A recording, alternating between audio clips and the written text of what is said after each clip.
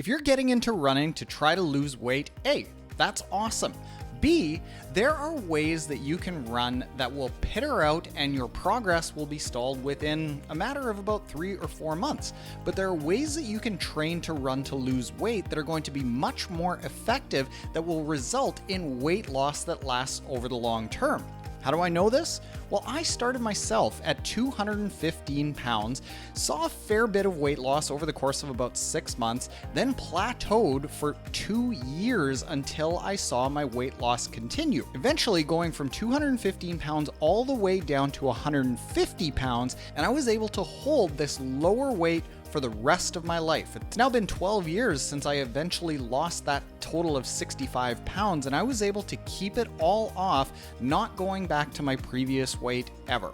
The new me is here to stay, and hopefully the new you can be here to stay with these tips as well. What's up, motivators? My name is Taryn. When ordinary people want to accomplish something extraordinary in endurance sports, they choose our totally free Motive training plans. You ready to take on that next big endurance challenge? Let's do it. Now, I want to start off by saying when you start getting into losing weight, you're going to hear a lot of oversimplifications. Now, it is just as simple as things like calories in, calories out, or being more active, or eating the right things. But when you only look at that and you don't look at the fine nuances, what happens is you might end up overworking yourself, resulting in, yes, absolutely great weight loss over a period of about 3 to 6 months, but that weight loss can stall, and if anything, you might actually gain back more weight than you originally had in the first place if you do things in this oversimplified way. So what we're going to talk about are 7 key tips for how you can actually make weight loss last over the long term. And one of the biggest oversimplifications that I found was just focusing on calories in, calories out. The idea was that if you simply burn more calories than you consume, you would lose weight. This is true, but just saying that, and there is nothing else that you need to know, is ignoring a ton of nuance. The thing that we want to prevent was actually identified in a study where they looked at the Biggest Loser contestants. Biggest Loser is a TV show where over the course of several months, people are put through absolutely grueling diet and exercise changes, overworking people and underfeeding them, but showing massive progress over a period of just several months. The thing that they don't tell you about this show is that most of those contestants gain back as much weight as they lost, or even more. What they found when they studied these individuals was that the metabolism adjusted to this rapid change, and it slowed down the metabolism so drastically, weight loss was basically impossible and weight gain was inevitable. That's what we want to prevent with the tips that I'm going to share with you. The first tip is to eat around your workout, and I'll share with you when you should be working out in the day in another tip, but what we want to do is bookend our workouts with food. Now, you might read studies and articles and bro science out there that says, well, you're going to lose the most amount of weight if you exercise fasted. And this is true over the course of, again, 3 to 6 months. But what's going to happen if you continuously do that is your body is going to learn that it is going to have to expel a whole bunch of energy at a time that it isn't getting a lot of energy. And there are a couple of ways that it actually starts to adjust for this. Number one is around the time that you tend to work out in a day, it'll start making you lethargic. So trying to bring you down a little bit so you don't have the energy to work out.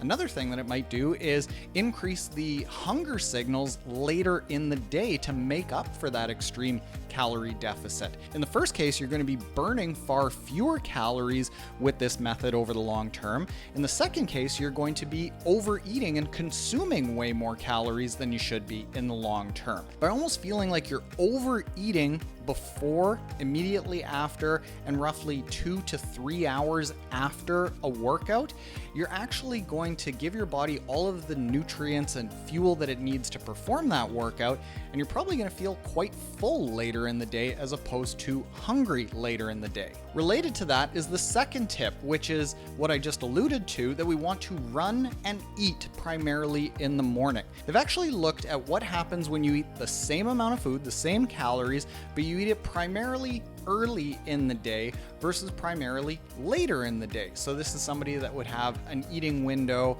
of something like immediately after getting up until 6 p.m. when dinner happens, versus somebody who has an eating window of like, let's say 10 a.m. up until bedtime when they're snacking. Even when controlling for the same amount of calories, the people who ate mostly earlier in the day weighed less than the people who ate later in the day. Similar sort of thing with exercising earlier in the morning. Early morning exercise tends to be better for weight loss. Evening exercise tends to be better for speed, strength, building top-end neuromuscular power. The third tip related to all of this is to strength train. Quite often what happens when people start running is they will lose a lot of weight, but a lot of that weight loss will happen from muscle. And if we're chewing away at that muscle, our metabolic rate is slowing down more and more and more, and it becomes quite hard to actually burn calories. So strength training is one of the best performance enhancers you can possibly do for your life, for your running, for your racing, but it also helps with your weight management. What might happen is if you continue to strength train while you are taking up running, is your weight loss might not be as instant as somebody who just runs because you're maintaining all of that muscle.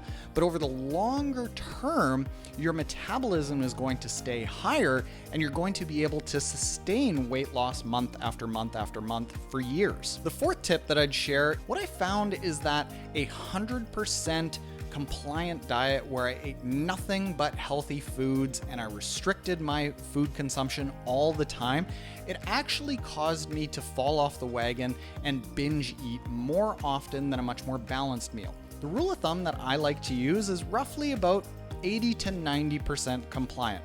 So that means 80 to 90% of the time, my food is for utility. It's for weight management. It's for fuel. It's not for enjoyment.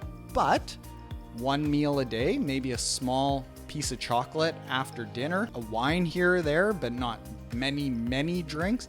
It all made things much more balanced and much more sustainable. In addition to that, having 1 week every month, maybe it's your rest week during a training plan. Maybe it's just a week where you travel or a week of holidays where you relax a little bit on the diet. It makes everything seem much more realistic.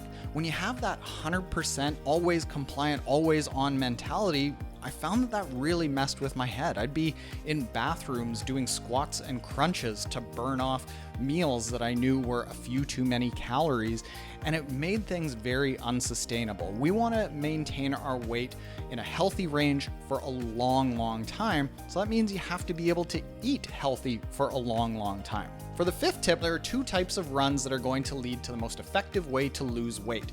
The first one is HIIT training, high intensity interval training. HIIT training has been studied time and time again to be more effective at weight loss than traditional, just steady state running.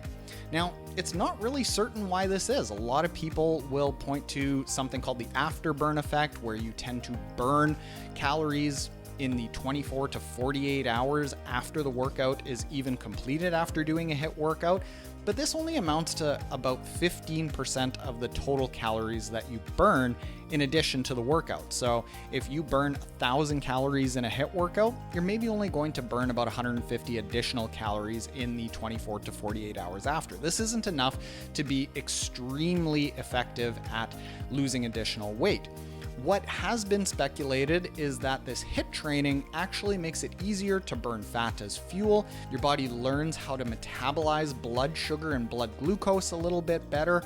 It tends to target your belly fat a little bit better, targets the bad fat that's around your organs a little bit better. It's all really effective for weight loss for a number of reasons that are still kind of uncertain, but trust that HIIT training is phenomenal for weight loss. Thing about it is that you can't do HIIT training all the time. One HIIT workout per week is about the right amount of HIIT training to do. The second to last tip that I'm going to share is the other type of workout that is particularly effective for weight loss, and that is the long, low intensity run. The longer we are out running, the more calories we're going to burn, but in order to be able to run for a long period of time and not develop injuries, we need to keep all long runs really low intensity. So this means that you are able to talk. This means that you almost feel guilty about how easy you're going. But you make up for that by challenging yourself with endurance. So if you can only run 20 to 30 minutes, well, push that by about 10% every single week. Push it to 33 minutes, then 36, then 40 minutes, week after week, building up gradually. And you're only going to be able to do that week after week after week if you keep this run very low intensity. Bonus tip that I'll share about this workout, try to go do it on the trails and turn it into a very low intensity hike where you hike a little bit and you run a little bit and hike a little bit and run a little bit. That's actually going to make it much less likely that you get injured throughout learning to run, and it's going to build a lot of proprioception, a lot of body awareness and athleticism that will transfer into all of your athletic endeavors.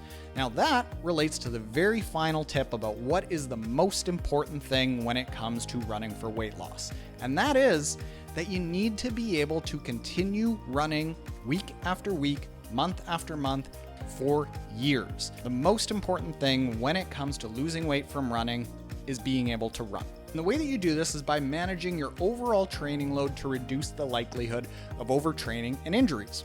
3 keys to this is that about 70 to 80% of the time, you should be running at a very, very low intensity. Whether it's low intensity and long or low intensity and short, should be at a very low intensity. About 20 to 30% of the time, you can go higher intensity, you can do a HIIT workout, but most of your training should be at a very low intensity. Second thing is to not change too much too soon. So if you are used to running on a treadmill, well, don't go from all of your runs being on a treadmill to all of your runs being outside. Gradually introduce hill training, outdoor running, treadmill running, strength training, new shoes. Everything needs to be very, very gradually introduced at the start, where your body isn't yet durable enough to just go from one type of running to another type of running and instantly bounce back and forth. And the third thing that is very important is related to that is to not build up too much too soon. The 8 to 10% rule, where you only build up either the amount of something that you do every single week or the amount of training that you do every single week, only builds up by about 8 to 10%. That's going to make sure that your body stays healthy. What's going to happen though is that your heart and lungs are going to adapt to running really quickly. You're going to feel like you can go out and do way more than that 8 to 10%, but our musculoskeletal system, being our tendons, our joints, our ligaments, they take years to adapt, not months. So while you might feel like you can do more, when in doubt, hold yourself back, and that's going to ensure that you can do this for a long period of time. That's it for today. We have a complete guide for how to lose weight running on our Motive website. We will put a link in the description below to where you can find that when it goes live. And if you lose weight and you want to see what you are capable of, check out our free training plans at mymotive.com, where you can train for anything from a 5K all the way up to an ultra marathon when you are ready for it. Get all of the training and the motivation and guidance that you need to get you from where you are to where you want to be. Later, motivators.